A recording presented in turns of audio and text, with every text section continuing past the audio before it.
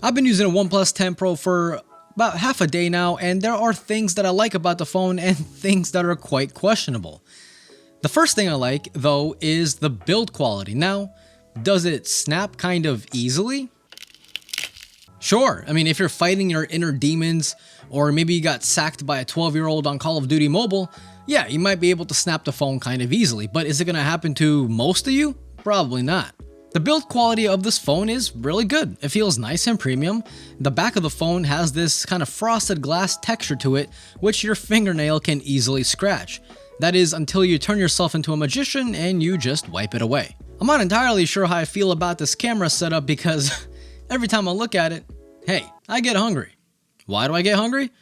Well, it looks like a stove. But that's neither here or there. I also don't like the really tacky words on the flash module. What is it? The P2D 50T. Why is that even there? Was that in the contract somewhere and they just had to put it in there or something? I mean, I'm just trying to imagine it without that text, and yeah, it looks better. So what do you guys think about the camera layout? I know some people hate it, and 2 or 3 people love it. Speaking of the cameras, how do they perform exactly? Well, the main 48 megapixel camera performs pretty darn good. The HDR is solid, the colors are nice and color accurate depending on your eyes. I mean, hey, if you have trouble with your eyes, probably should go see a doctor. Which reminds me, I need to go see a doctor. The 50 megapixel ultra-wide camera is my favorite because, hey man, I'm a sucker for an ultra-wide, okay? I love it. The photos look amazing, crisp, and again, fantastic HDR. Now here's where things get a little weird. So this phone has a telephoto camera. Well, you'll see. I think it's just better that I show you instead of just talk about it. So one of these photos is the OnePlus 10 Pro using the 3.3 times telephoto optical zoom. And the other phone is also at 3.3 times, but it is using digital zoom. So please enlighten me and tell me which phone took what photo. And here are the results. On the left, we have the iPhone 13 mini using digital zoom. And on the right is the OnePlus 10 Pro with its dedicated zoom. Now look, I just gotta ask, was it worth it to install a whole separate camera just to get those results that an iPhone can basically match using digital zoom? And remember, iPhone's digital zoom isn't even good. Like it's not even anywhere good. I mean, the Pixel 6 digital zoom, oh man, I don't know what Google's doing, but damn, it's good.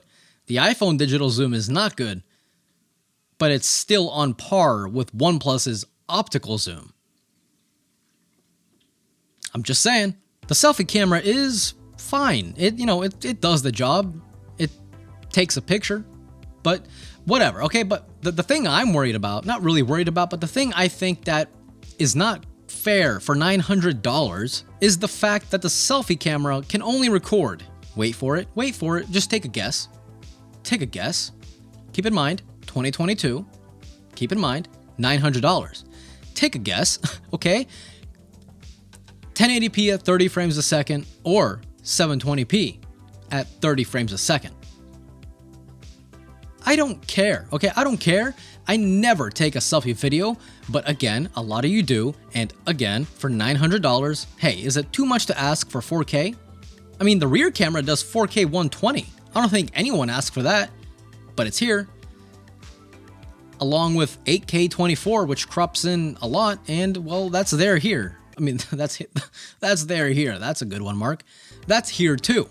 So the selfie camera recording only 1080p 30 or 720p 30, not good.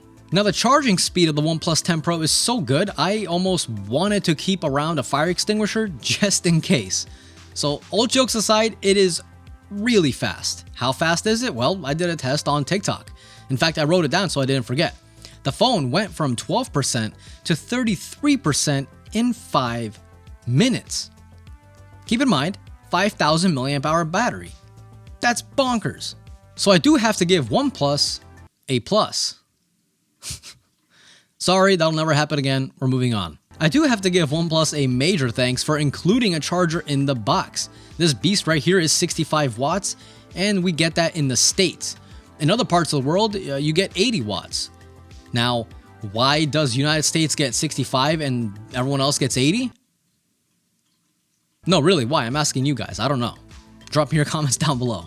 One of the things I've always loved about OnePlus is the display. Now, I don't know what kind of weird algorithm they got going on, but this display is so damn smooth. It's smoother than the S22 Ultra that I have, and my iPhone 13 Pro Max that I have, and my Pixel 6 Pro that I have. I don't know what they do, man, but I mean, I don't know. I'm not gonna question. I'm not a scientist. I'm not an engineer. I'm not a programmer. But whatever they're doing, it's amazing. And now this year they got LTPO 2.0. So now the display refresh rate goes down as far as 1 Hz and all the way up as high as 120 Hz to give you that nice buttery smooth action that everyone loves. The display does get pretty damn bright at HDR content. It goes up to 1300 nits, and you do even have settings to increase the brightness and sharpness for whatever video you're watching. That's pretty cool for those of you that want it, and if you don't need to enable it, but options are definitely good to have, so I gotta give OnePlus another plus.